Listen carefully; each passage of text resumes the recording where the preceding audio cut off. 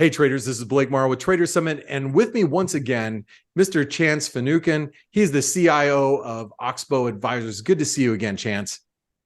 Hi, Blake. Great to be back. It's nice to have you here. It's a very, very historic day. I always like to say that on FOMC days. The Fed's going to meet here in the next hour, and so I'm going to talk to you a little bit about the Fed. But there's so many other things I want to discuss with you over the course of the next few minutes. So I wanted to first of all say that the last time that we spoke was back in January, and you had more of a defensive posture, and you were positioned to be long gold, and you thought that was the place to be. Here we have gold, trading near the all-time highs and near 2023 highs. Do you feel gold has enough in the tank to surge past 2100 and further? We do think gold has further to run. What we've been doing, as you mentioned, we were building up this position and this allocation to gold miners, and gold royalty companies over the course of, say, the last 6 months of 2022. And we've held those positions for our existing clients. What we've done with new clients that have just joined with us is we're trying to buy in during pockets of short-term weakness in the gold price or in some of the gold miners when they pull back, and we can kind of buy in at the low end of their recent trading range. And we're trying to be mindful with valuation, but we also know that as long as the gold price keeps trending higher, those valuations and those cash flows that they're generating will continue to benefit as well. So just trying to make sure we're not overpaying, but we do think this trend higher in gold will continue for months or quarters to come.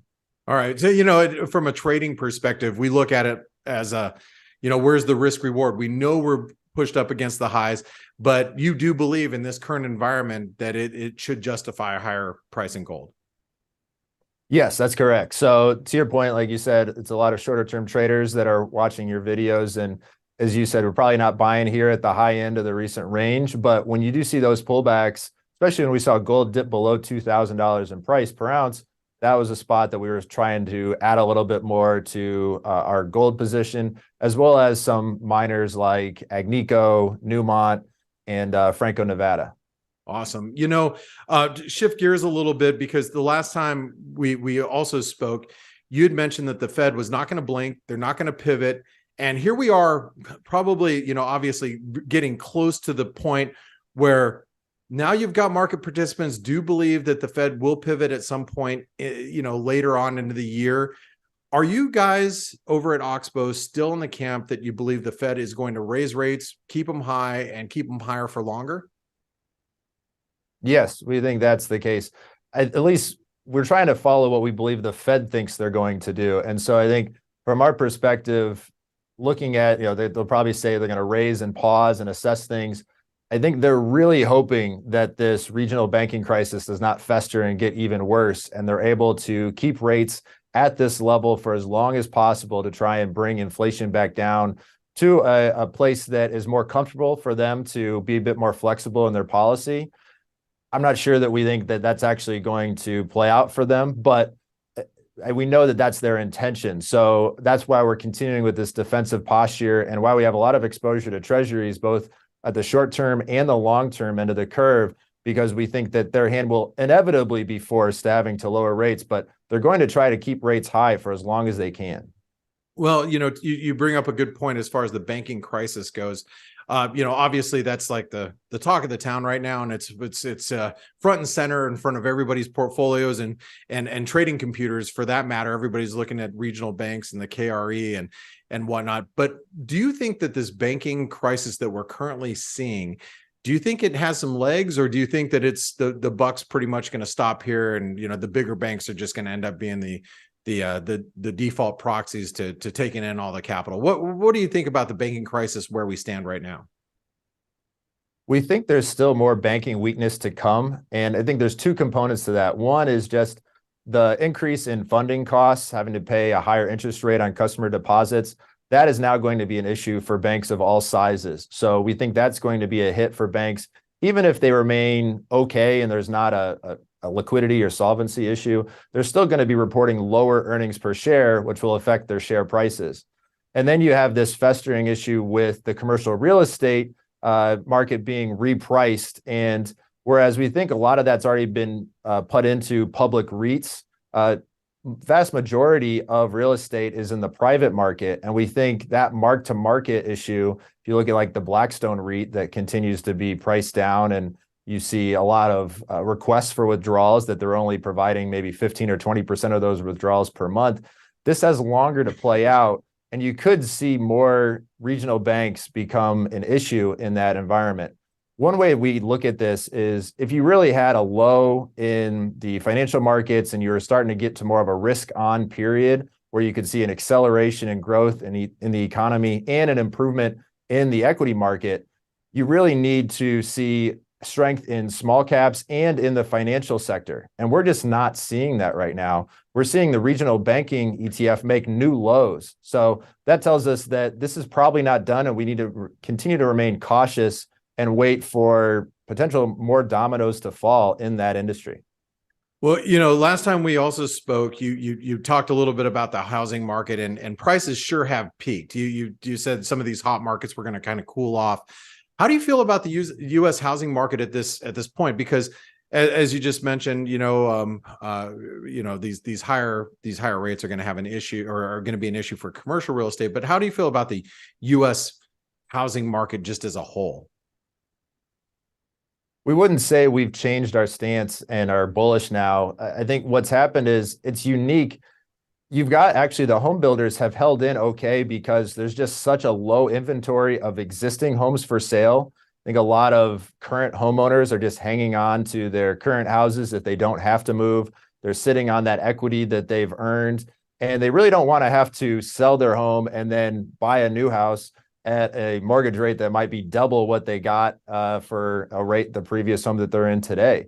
So home builders have been able to get by pushing through new home construction and buying down mortgage rates to get buyers to jump on board. But it's a bit of an issue. I think that's going to continue to be a problem. And we're going to want to see more weakness in the home builders and other components of the building market. One thing we've noticed is you've just seen that weakness in the lumber price continue to be an ongoing trend. And until you see some sort of a bottom there and a bit of strength over numerous months, we would say that this real estate market is going to continue to be a problem. That makes a lot of sense, especially as more inventory comes on the market from these home builders and people that just need to move, I guess. Now, to this week, it's an important week. We have the Fed, which is today, and I'd love to get your opinions on how you feel the Fed's going to be moving from here on out. And I don't want to hold your feet to the fire because obviously things can change, and 2 hours time you might actually have a different story. And that's the thing about being a trader is you take the information and it comes as it's coming to you, make some decisions, look at risk reward. But with the Fed today, based on what how do you feel about the Fed moving forward? Probably let's think, from this meeting and maybe the next few meetings going into 2023. I think everyone's kind of at the same point right now where this is going to be one more hike today, and then they're going to pause and they're going to try and hold at this level for as long as possible before they inevitably start to cut rates. And I think for us, we're looking at sort of what the end game is here. And we're just seeing a lot of trends, whether it's leading economic indicators or even some of the lagging indicators, like an increase in job cuts, a bit of a slowdown in job openings, things like that usually start to deteriorate just as you begin to enter a recession. And once you start to have more concrete data points that show that we are in a recession, we would expect the Fed to turn and start to cut. We're not trying to time when exactly that's going to happen, but we are positioning ourselves that it's going to be a continuation of this sort of slowdown environment that's going to require more caution on the part of investors. Now, you saw that this week with the Reserve Bank of Australia, they actually surprisingly raised rates. They still feel that inflation is going to be an issue. They revised up some of their inflation numbers. You got Norway that's going to, Norges Bank is going to be raising rates probably overnight. You got the ECB that's got at least another 50 basis points in the tank, if not more. Do you think the Fed's going to be forced to raise rates after this meeting? That's probably not our view. I think this is it for them.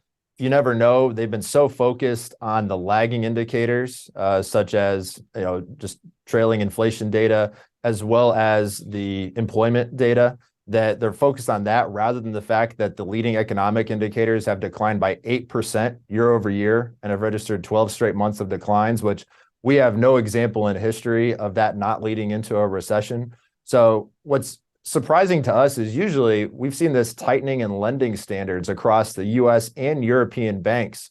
And usually that happens when the Fed and the ECB are already cutting rates because we're in a poor economic environment. This is the first time that you're seeing tightening lending standards, and we're still raising rates both here and in Europe, which we think is just going to drag on this weakness for longer. That's an interesting point of view. All right, last question I wanted to throw at you is that the other big key event for the week is going to be the jobs report. We just saw ADP number come in much stronger than expected today. Some of the components beneath the surface, beneath the headline might have you question, but you got the ISM data that's also being released. What's your take on the jobs report? First of all, as far as the NFP number goes this week, is it going to be a stronger, weaker number? Also, do you feel that we're getting to that point where the US is going to start showing some signs of weakness in employment data, or is this going to continue to drag out? We're going to have a stubbornly strong labor market and be a thorn in the Fed's side for the next 6 months. What are your thoughts here on US labor? We don't have an opinion on what the payrolls number is going to be on Friday. It's so difficult to try and get a monthly number like that correct on a consistent basis. But we are following trends over numerous months or quarters. And what we are seeing is that you saw a trough in unemployment claims, both initial jobless claims and continued unemployment claims, which are now rising and are getting near levels that normally signal the start of a recession.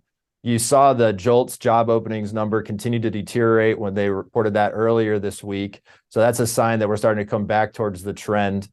And we also are seeing that we saw a piece of information the last couple of days that the amount of mentions of high labor costs or just trying to fight labor costs in general on the part of company management teams, that dropped by more than 3/4 from last quarter to this quarter.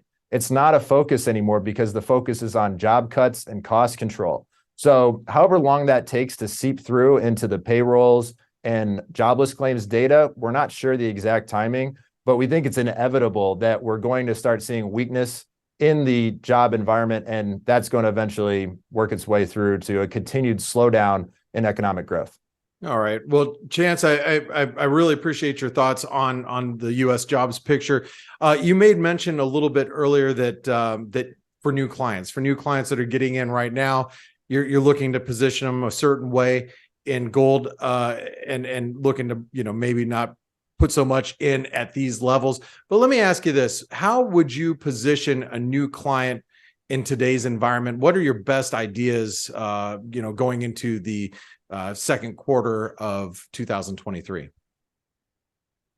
Right now, when we get a new client, and we've got 3 strategies, we have a conservative strategy, a high income strategy, and an equity portfolio, each managed a little bit differently. But in terms of the ideas that we're buying today, we're buying treasuries on both the short end and long end of the curve, just because we expect treasury yields to continue to come down in the quarters to come. We are looking at the sort of systemically important banks' preferred stocks, not the common stocks, but the preferred stocks. When there's risk off days and you see those sell down and they're providing 6% dividend yields, we think those are okay places to allocate some money and get a good return or get a good yield. We are still allocating to gold when we see short-term pullbacks. And then there's actually been a few areas with securities that provide 6 or 7% dividend yields that are trading at lower valuations than average that we think are a decent place to be. So the telecom stocks like Verizon or potentially AT&T if it falls below $17 a share. And then some of the oil pipelines like Enterprise Products or Kinder Morgan, they're trading with about 7% dividend yields that are pretty attractive at a time where those cash flows are going to be consistent, even if the economy continues to deteriorate. So wait a second, you're buying companies that actually make money and pay dividends right now? It's a shocking concept, but it does seem to do okay. Seems a little defensive to me, and I like it. So, Chance, tell us a little bit about what you do at Oxbow Advisors and how people can learn about what you all do as a company. Sure. At Oxbow, we primarily help former business owners manage the wealth that they've accumulated over a lifetime. We do that through three strategies: a conservative income strategy that primarily looks to invest in treasuries and municipal bonds, a high income strategy where we're trying to really beat the bond market and get about a 5% dividend and coupon yield for our households to live off of, and then an equity strategy for the capital that they're looking to grow over time. And for that, we're really looking for high quality businesses that we buy at good valuations and try and grow at a double-digit rate through an economic cycle. So if you're looking to learn more about that, you can go to our website at oxbowadvisors.com or check out our YouTube channel at Oxbow Advisors. Well, Chance, I want to say thank you for spending your time with us here at the Trader Summit. If you all have any comments, what Chance said, or you wanted to add to those comments, jump down in the comment section below, add them there. I'm sure Chance will see those. Also, give him a big thumbs up for being here. And I have to say, I always enjoy my time with you, Chance. I really enjoy my time with Ted Oakley when he's here as well. I think you guys are really top hat shop. Try saying that quickly. Top hat shop over there at Oxbow. And I want to thank you for spending your time with us. And I look forward to our next meeting. Yeah, absolutely. Thanks again, Blake, for your time.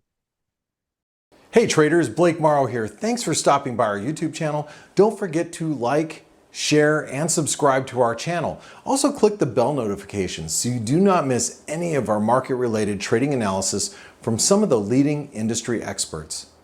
Thanks for stopping by. We'll see you in the next video.